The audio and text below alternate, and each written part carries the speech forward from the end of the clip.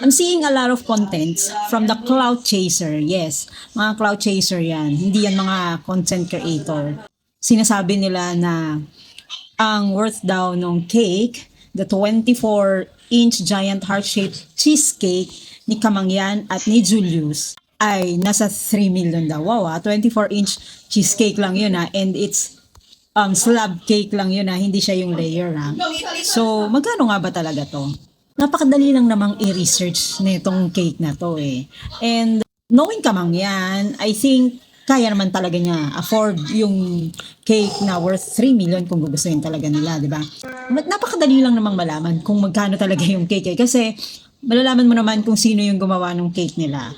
And it's even posted by the company na gumawa ng cake. It's Fidice.ph or Fidice, I don't know the correct pronunciation, but it's FEDICI.ph on Instagram. Ayan.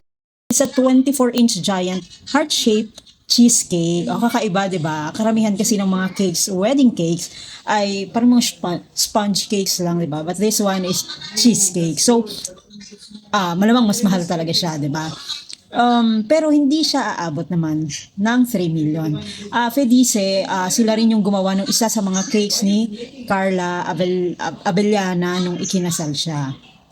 And konting research pa, makikita nyo, konting Google lang, makikita nyo na yung 24-inch giant cheesecake ng Fedice ay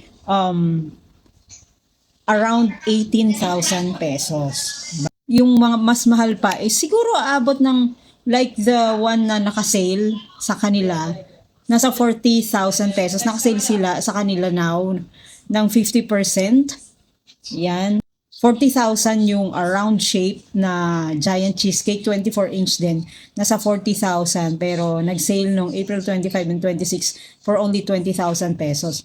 So, siguro yung 24-inch giant cheesecake, it start at 18,000 pesos, no? So, kung siguro mas premium, for the premium, sabihin na natin mga 50,000 pesos.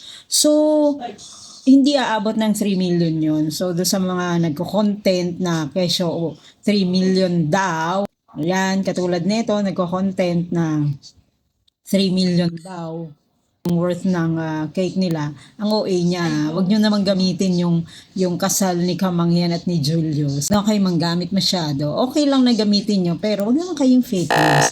Let's say no to fake news, di ba?